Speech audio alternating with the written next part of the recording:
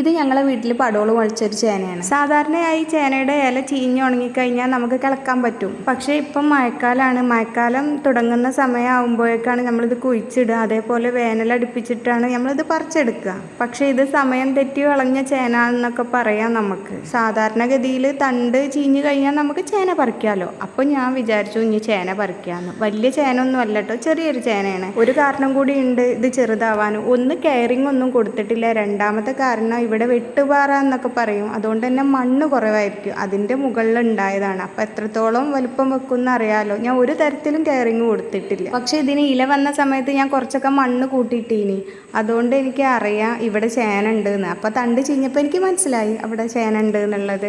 കൊത്തിയ സമയത്ത് അറിയാതെ എൻ്റെ കയ്യിൽ നിന്നൊരു കൊത്തു കൊണ്ടതാണ്. ചേനയുടെ ഒരു സൈഡ് പോയി.